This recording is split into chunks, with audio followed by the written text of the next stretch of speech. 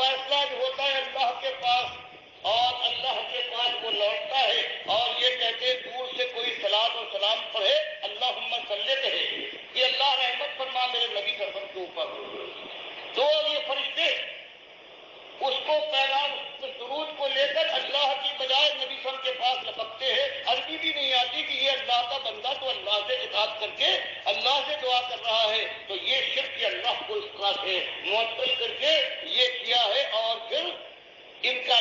ایمان ہے، اور یہ اہل سنت والجماعت ہے دنیا کے اندر، انہی کا ایک مقام ہے اللہ کے بندوں۔ اب حالت دیکھنے کے بعد اب اس کے بعد اور سوچیے، ان کا کہنا یہ ہے، عقیدہ ہے، یہ کہنا نہیں ہے کہ مشائخ اور بزرگوں کی روحانیت سے استفادہ اور ان کے سینوں اور قبروں سے باطنی فیوز کا پہنچنا سو بے شک صحیح ہے۔ بتائیے اللہ کے بندوں، ان قبر پرستی کے لیے یہ اس سے بڑا کوئی ظلم ہوگا؟ اور اس کے اوپر سارے بڑے سے بڑے ہیں، قاسم نانوتوی سے لے کر آج تک جتنے گزرے ہیں سب نے اس عقیدے کے اوپر ساتھ کہا ہے، یہی میرا عقیدہ ہے۔ شاہ ولی اللہ نے اس کو آپ کے سامنے آ چکا ہے کہ بالکل اپنے باپ کے متعلق بھی کہ ان سے قبر والے بھی فیض حاصل کرتے تھے اور یہ بھی قبر والوں کو تسلیم کرتے تھے، ان کے باپ بھی اور شاہ ولی اللہ بھی، اور وہی عقیدہ مشائخ اور بزرگوں کی روحانیت سے استفادہ اور ان کے سینوں وہی توجہ کا معاملہ اور قبروں سے باطنی فیوز کا پہنچنا سو بے شک صحیح ہے، مگر اس طریقے سے جو اس کے اہل اور خواص کو معلوم ہے، نہ کہ اس طرف سے جو عوام میں رائج ہے۔ بتائیے ایک خواص اور عوام کی یہ شرک، ایک خواص کرتے ہیں اور ایک عوام کرتے ہیں قبر پرستی، اور اس کے بعد یہ کریں تو یہ خواص ہے اور یہ اللہ کی بارگاہ کے اندر ان کا درجہ بدل ہوگا، یہ بھی المحمد ہے، وہی جو کفر شرک کا یہ کتاب کیا ہے، اس کے اندر عقائد بیان کیے گئے ہیں۔ اب بتائیے کہ کیا کرے اس امت کے اندر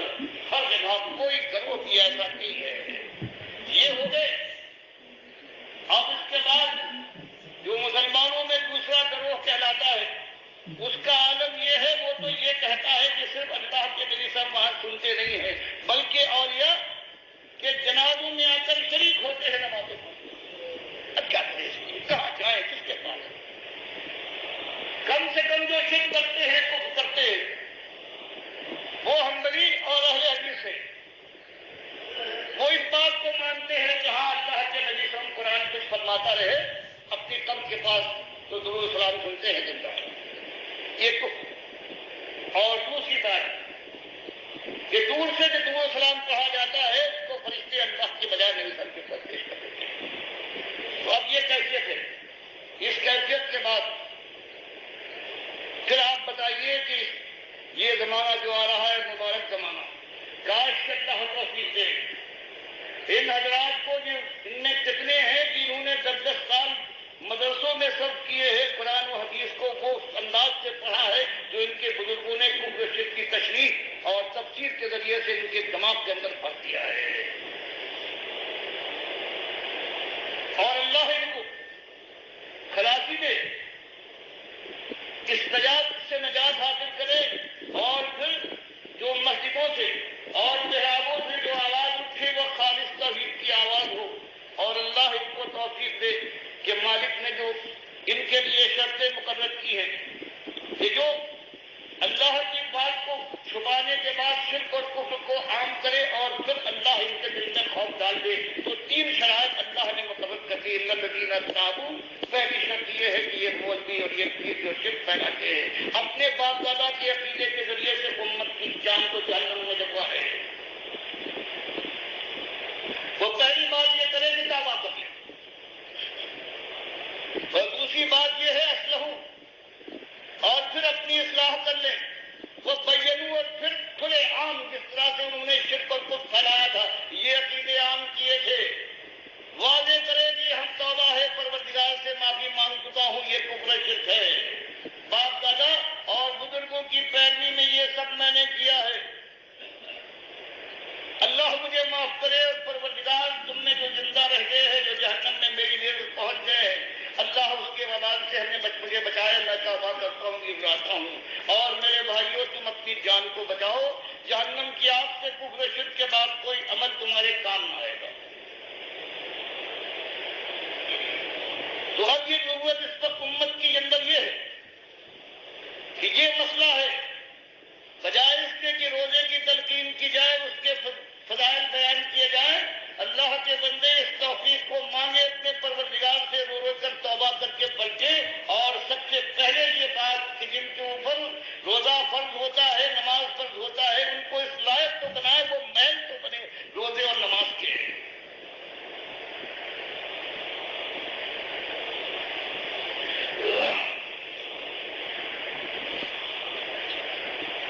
ورنہ وہی حال ہوگا جو قرآن بیان فرما رہا ہے کہ اپنے بزرگوں کی بات، اسلاف کو جنہوں نے مان لیا ہے کہ اللہ اور رسول کی جگہ پر جو یہ کہہ دے وہی ان کی بات ہے، کہتے ہیں تقلید واجب ہے، جو بزرگ کہہ گئے ہیں بس یہی ہے، آپ بن کر کے اس پر چلتے جاؤ، کچھ پرواہ نہیں، ان کے ساتھ جہنم میں ہمیشہ رہنا ہو تو کوئی بات نہیں، مجالسیں ہیں یہاں بھی ان کے ساتھ رہے تھے اور وہاں بھی ہمیشہ ساتھ رہے گے، کچھ پرواہ نہیں آپ کو۔ ہم بھی کوشش کریں گے کہ کی جائے بانی کر کے، اور وہ بزرگ ہمیں راستہ بتائیں گے۔ مالک نے یہی بات بیان کی ہے سورہ صاد میں کہ آج ایمان کی قیمت نہیں ہے، آپ کی مخاطب اس قوم کے اندر جو اپنے کو منسوب کرتی ہے ہمارے خلیل ابراہیم کے ساتھ، جو حنیف تھا اور جو شرک کے شائبے سے جس کا ایمان تھا، اور آج یہ کہتی ہے کہ بزرگوں کے ساتھ طریقے پر چلیں گے اور کوئی چیز نہ چھوڑیں گے، چاہے پورا زور لگا دیں اور اللہ کا نام لے کر ہم کو گمراہ کرنے کی کوشش کرے اور اپنی رسالت کے ڈنکے پیٹے، ہم آپ کی بات ماننے پر تیار ہیں۔ تو مالک اپنے نبی صلی اللہ علیہ وسلم اور ان کے ساتھیوں سے کہتا ہے کہ کچھ پرواہ نہیں ہے، یہ الزام تراشی کرے، یہ تہمتیں دھریں، یہ کفر اور ارتداد کی لعنت سے تم کو ملوث کرنے کی کوشش کرے، بزرگوں کا دشمن اور اسلاف کا عداوت کرنے والا شمار کرے، لیکن پرواہ نہیں ہے قرآن کی بات اور اس انداز سے جو قرآن کی تفسیر اللہ نے آپ کو بتائی ہے، ھذا ذکر، یہ اللہ کی بات ہے، یہ یاد دہانی ہے، پورا سبق یاد دلانے کے لیے جو وعدہ کر کے توحید کا آیت ہے کہ الست بربکم قالوا بلی، تم نے کہا تھا، یہ ذکر ہے یاد دہانی کروانے کے لیے اللہ نے انبیاء کو بھیجا ہے، کتابیں اتاری ہے، آخری کتاب اور آخری نبی صلی اللہ علیہ وسلم کو بھیجا ہے، اور اس نبی کو بھی لائے گا جس کو اٹھا لیا ہے، اور اس وقت وہ آنے کے بعد سارا فیصلہ کر دے گا حق اور باطل کا، اور جو آج یہ حق کلے منصاف بنتے ہیں ان کی گردن ماری جائے گی اگر توبہ نہ کرے، اس لیے حدیث بخاری مسلم میں آیا ہے کہ اس وقت دھرتی کی پیٹھ کے اوپر سیاہ ایمانداروں کے ایک بے ایمان بھی موجود نہیں ہوگا، چاہے اپنے کو وہ کچھ کہنے والا ہو۔ بڑا یہ ذکر ہے، یہ اللہ کی بات ہے، اس کو کھل کر آنا چاہیے، بے خوف ختم، اور کچھ پرواہ نہیں، چھوٹے تو کھانا پڑتی ہے اس راستے، زخم تو چاٹنا پڑتے ہیں شیرانہ باد، یہ راستہ ہی ایسا ہی ہے، جوان مردوں کا یہی شیوا ہے، لیکن انجام کتنا حسین کتنا پیارا ہے، وَإِنَّ لِلْمُتَّقِينَ لَحُسْنَ مآب، کہ یہاں پر شہید کر ڈالے جاؤ، کھالے تمہاری بھیڑ دی جائے، میدان جنگ میں تمہارا سر اچھلے، یا اللہ کے ساتھ ایمان کے اوپر تم مالک سے ملاقات ہو جاؤ، تو اس کے بعد متقیوں تمہارا ٹھکانہ صحیح معنوں میں اصلی ٹھکانہ ملنے والا ہے، اور وہ جنات عدن، وہ ہمیشہ کی گھنیرے باغات ہیں، مفتحۃ لہم الابواب، اور جب تم ان کے پاس پہنچو گے تو یہ دروازے کھلوانے کی ضرورت نہیں پڑے گی، اپنی بادشاہت اور جس کی وسعت کا عالم یہ ہوگا، چوڑائی آسمانوں اور زمین کی چوڑائی کے برابر بلکہ وہ تمہارے انتظار میں خوش آمدید کہنے کے لیے دروازے کھول کر تمہارا انتظار کر رہے ہوں گے. جنتوں کی یہ بہاریں تمہارے قربان کرنے کے لیے بے قرار ہوں گی. جیسے فرمایا وسیق الذین اتقوا ربهم الی الجنۃ زمرا، یہ بھی لے جائے جائیں گے عزت کے ساتھ ان متقیوں کو کرتے تھے. تابوت کی نشاندہی کرنے کے بعد للکارتے تھے، پھر چوٹے کھا کر سہلا لیتے تھے اور زخم چاٹ جاتے تھے شرانہ وار، اور صبر کے ساتھ جمے ہوئے تھے. اور اس کے بعد پھر وہاں داخل ہونے کے بعد پھر زندگی کی صبح و شام دیکھو. متقین فیہا یدعون فیہا بفاکہۃ کثیرۃ من الشراب، سونے چاندی ہیرے جواہرات کے تختوں پر آمنے سامنے بیٹھیں گے، تکیہ لگا کر بیٹھیں گے. میوہ جات کی بھرمار ہوگی اور مشروبات کی انتہا نہیں. اور کہا جائے گا جو چاہو مانگو، جو چاہے اس پہ استعمال کرو. ان ھذا لرزقنا ما لہ من نفاد، یہ ہماری بخشش و عنایت کرم فرمائی ہے، کبھی ختم نہ ہوگی. ہر آن اس کے اندر نکھار آئے گا، اضافہ ہوتا جائے گا. ھذا ما توعدون لیوم الحساب، یہی تم سے وعدہ تھا. وَعِندَهُمْ قَاصِرَةُ الطَّرْفِ اطراف، اور ان کی ساتھنیں ہوں گی شرمیلی نیچی نگاہوں والی ہمسن عشوہ درازی کے ساتھ. فرمایا یہ تم سے جو وعدہ کیا تھا اللہ نے وہ پورا ہو رہا ہے، اور یہ ورث ہے کبھی ختم نہ ہوگا. اور اس کے مقابلے میں ان سرکشوں کو، ان دنیا داروں کو بھی دیکھو، اپنی بڑائی کے لیے، کبھی دولت کے لیے، کبھی ناموری کے لیے، کبھی اپنی خدائی کے تخت پر سنگھاسن کے اوپر جلوہ افروز ہونے کے بعد اس کے دوام کے لیے اپنی اولاد کے لیے تخت اور گدی مہیا کرنے کے لیے پھر انہوں نے اللہ کے ساتھ جو ظلم کیا تھا وَإِنَّ لِلطَّاغِينَ، اسی دنیا دار جو دین کا بھیس بدل کر، جو بے دینی پھیلا کر دنیا کما رہے تھے، فرمایا لشر مآب، ان کے لیے اللہ کے یہاں پہنچنے کے بعد بدترین ٹھکانہ ہے جہنم. جہنم کی آگ ہوگی، یصلونھا، جھلسا جھلسا دے گی، اس میں جھونکے جائیں گے. بئس المہاد. اور کہا جائے گا ھذا، اس کا مزہ تو چکھ رہے ہو، اس آگ کی تلخی برداشت کر رہے ہو، یہ اکیلی آگ نہیں ہے، فلیذوقوہ، اس کا مزہ چکھو. اور حمیموں کا ساتھ یہ اولتا ہوا پانی بھی تمہاری ضیافت کے لیے ہے، اور یہ بدبودار یہ کٹلہو اور یہ پیپ کا جو دریا ہے یہ تمہاری مہمان نوازی کے لیے موجود ہے. اور یہی نہیں، وہ آخر من شکلہ ازواج، و ہزار لاکھ قسم کے عذابوں کے سلسلہ ہے کہ نہ ختم ہونے والا. فرمایا وہاں تمہارے یہ بزرگ، تمہارے اسلاف جنہوں نے تم کو برباد کیا ہے، جن کی ہاں میں ہاں ملاتے ہو، جہاں جہاں ان نے مکھی ماری ہے تم بھی وہی مکھیاں مار رہے ہو. اللہ کی کتاب، اس کے رسول صلی اللہ علیہ وسلم کی بات کو رد کر رہے ہو، صرف اپنے بڑوں کی بد کرتے ہوئے ان کے لیے تم نے اللہ اور اس کے رسول کی قدر کی. تو کیا ہوگا؟ فرمایا تم اس جہنم میں پہلے سے پہنچ چکے ہوگے. تم گرو گھنٹال ہو، تم نے دنیا کو برباد کیا تھا. اپنا حال بھی سن لو کہ تم پہلے سے جہنم کی آگ میں جھلس رہے ہوگے. حمیموں کا ساتھ سے تمہاری ضیافت کی جا رہی ہوگی، اور جب تمہارے برباد کیے ہوئے، تمہارے فتووں کے مارے ہوئے، تمہاری بڑائی کا کلمہ پڑھتے ہوئے، اللہ کی کتاب اور اس کے رسول صلی اللہ علیہ وسلم کی بات کو جھٹلاتے ہوئے جب گروہ در گروہ تمہارے ساتھ داخل ہونے اور بھاگنے کے لیے جو یہ فوج آئے گی، تو آپس میں تم کہو گے ھذا فوج مقتحم معکم، کہ لوگوں یہ آ رہے ہیں، یہ فوج در فوج جو آ رہے ہیں، ہم نے ہمارے بزرگوں نے ان کو برباد کیا تھا، یہ بھی آ رہے ہیں ہمارے ساتھ ہمیشہ کے رہنے کے لیے. لا مرحبا بہم، ان ظالم آنے والوں جو ہماری بات انہوں نے مانی ہے، اور ماننے کے بعد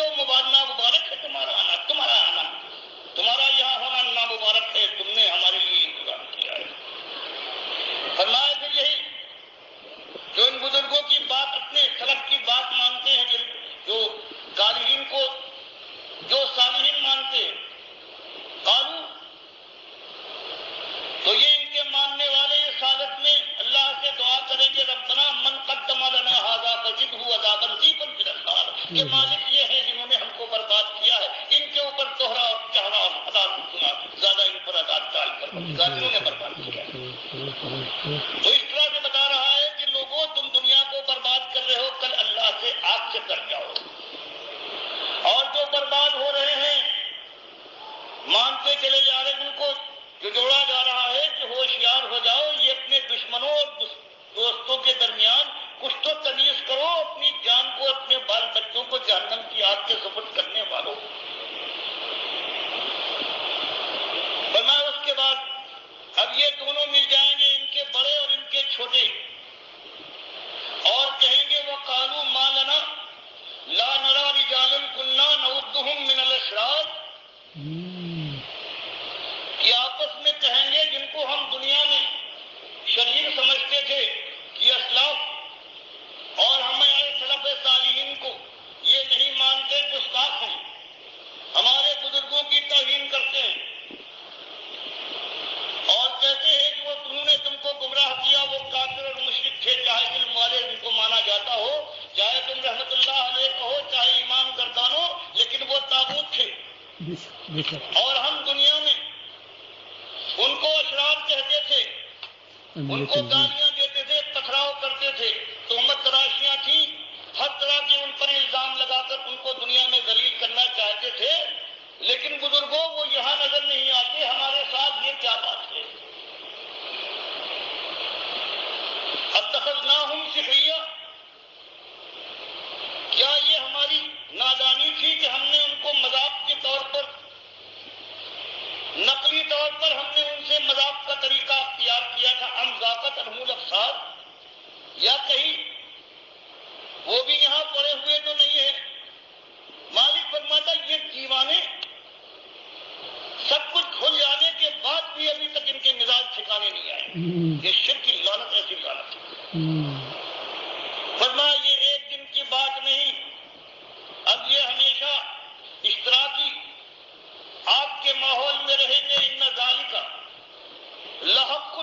تخاصم اہل النار, اب یہ ان کے بڑے بھی اور ان کے چھوٹے بھی برباد کرنے والے, برباد ہونے والے, اب ہمیشہ یہ ان کے اندر ہمیشہ خصومت رہے گی. اب لڑائی جھگڑا, لعنت ملامت اور پھٹکار کے ایک دوسرے کے ساتھ اب ان کی زندگی کس انداز سے گزرے گی. دنیا میں یوں برباد کیا ہے اور یوں برباد ہوئے ہیں. بتایا جا رہا ہے ہوش و حواس کے ساتھ آگے بڑھو, قرآن موجود, سنت نبی تمہارے سامنے. اب بزرگوں کے نام پر برباد کرنے والوں کی بڑائی کی جو چرچے ہیں ان کو تم سنتے ہو اور عقل و خرد سے کام نہیں لیتے, دوڑے چلے جا رہے ہو. جب وہاں تمہاری آنکھیں کھلیں گی اس وقت کیا کرو گے؟ فرمایا آپ کہہ دیجیے رب کوئی انما انا منذر, کہ قوم کے لوگوں بات یہ ہے زبردستی کرنے کا بھی مجھ میں بوتا نہیں ہے, یہ دعوت کا میدان ہے. ابھی ہاتھ روکوں گا, زبان سے سمجھاؤں گا, تمہاری خیر خواہی میں کوئی کسر اٹھانا رکھوں گا. میری حیثیت یہ ہے کہ میں منذر ہوں, تم کو ڈرا رہا ہوں بدانجانی سے کہ اللہ کی بات مانو, اس کے رسول صلی اللہ علیہ وسلم کی بات مانو. اور یہ جو بڑے کہلاتے ہیں جنہوں نے غضب کیا ہے, ناشکرے, نافرمان, دنیا کا سارا عذاب اپنے عذاب کے ساتھ ملا کر اپنے کاندھے پر لادنے کے لیے کوشاں ہیں, خالق اپنی پڑھائی اور اس دنیا کے لیے, ان سے بچو. میں تم کو ڈرانے والا ہوں بدانجانی سے, اور اس مسئلے کو پھر صاف کر کے تمہارے سامنے لاتا ہوں کہ مسئلہ ایک ہی ہے, آزمائش اور امتحان ایک ہے جس کے اندر تم کو برباد کر ڈالا گیا ہے. اس کو مسئلہ کیا ہے؟ وہ مامن الہ الا اللہ الواحد القہار, مسئلہ وہی ہے, وہی توحید کا مسئلہ. اس کو انہوں نے دگمگ کر دیا ہے, شرک اور کفر سے ملوث کر ڈالا ہے. ان کی بات نہ مانو. اگر ابھی زندگی کی رمق باقی ہے, ابھی واپس لوٹ سکتے ہو, توبہ اور استغفار کا بھی موقع ہے. اگر زندگی کی رگوں میں ابھی خون تمہارے دورہ کر رہا ہے تو اس وقت واپس لوٹو, ڈر جاؤ اس انجام سے. آنکھیں کھول کر عبرت کی نگاہ رکھ کر اللہ کی بات, اللہ کے رسول سب کی بات مانو. اور جو بات اس سے ٹکراتی ہو, چاہے کسی کی کیوں نہ ہو, اس کو پتھر سے اس کو کچل ڈالو یا دیوار پر پھینک مارو, ذلت کے ساتھ اس کو ٹکرا دو. یہ ہے میرے بھائیوں ڈاکٹر مسعد الدین عثمانی رحمۃ اللہ علیہ، اور ایک اصولی بات بتا رہے ہیں کہ قرآن اور صحیح حدیث کو مانو۔ اور ڈاکٹر صاحب رحمۃ اللہ علیہ نے دیوبندیوں کے، بریلویوں کے، اہل حدیثوں اور سلفیوں، سعودیوں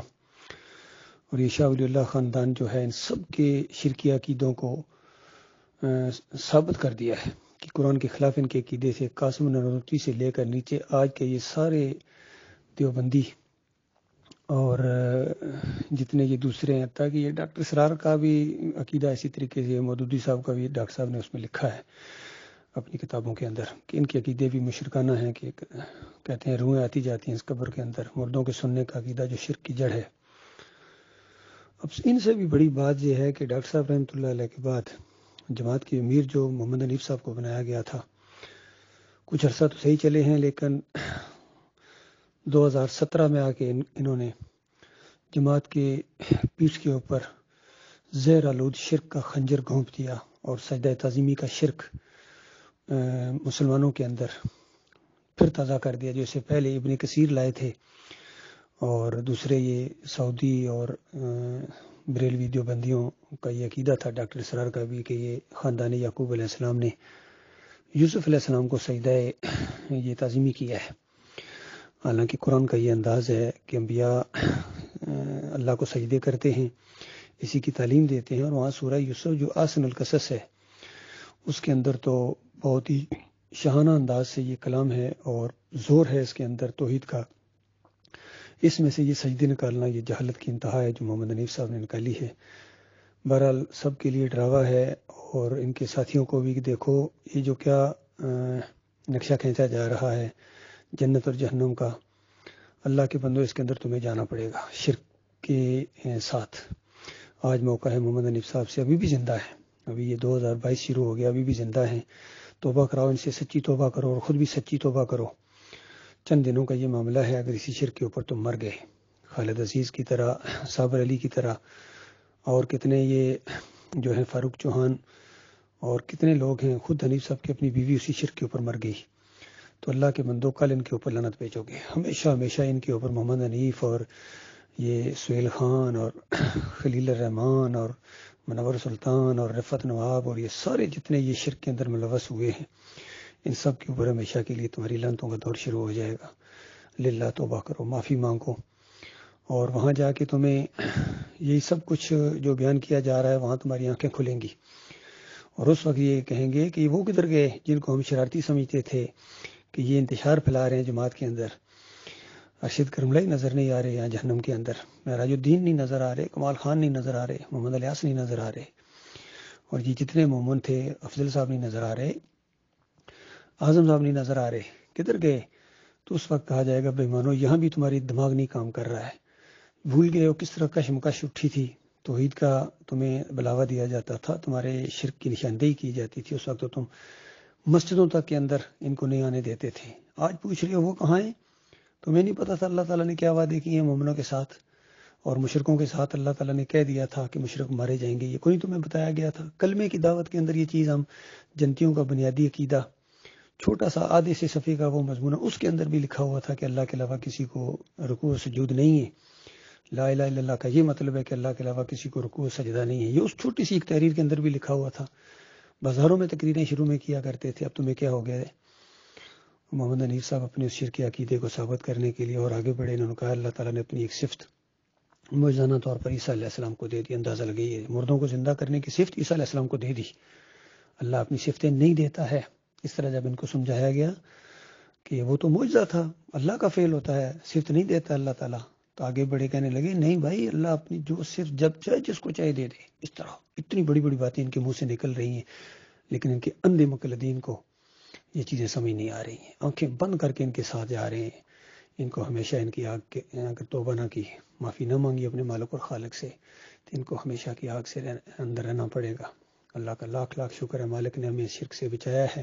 اور ہمیں قائم رکھا ہے۔ مالک نے اپنے فضل و کرم سے 37 سال سے 38 سال سے میں جماعت میں ہوں، ایک لمحے کے کونے کے برابر بھی اللہ تعالیٰ نے مجھے پیچھے ہٹنے کے لیے یا اس انداز سے کہ کوئی مجھے شک پیدا ہو اس جماعت سے میں نہیں ہٹاؤں، انشاءاللہ نہ ہمارے ساتھی ہٹیں گے۔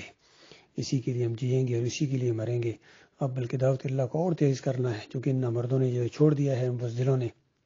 ذرا سی تھوڑی سی ہوا چلتی ہے، کوئی حکومتی یا کوئی اور دوسروں کی طرف سے، معاشرے کی طرف سے، تو یہ ڈر گئے بزدل. اللہ کے بندو، یہ جو مردوں کا کام ہے دعوت توحید دینا، رد شرک کرنا، کھلی دعوت ہے، کھلی دعوت، کوئی کچھ نہیں کر سکتا ہے. اور اس راستے میں اگر اللہ کی رحمت کسی دن جوش میں آ گئی اور مالک نے اپنے پاس بلا لیا، شہادت کی نعمت سے نوازا، پھر تو کہنا ہی کیا ہے. اللہ تعالیٰ ہم سب کو ایمان خالص کے اوپر قائم رکھے.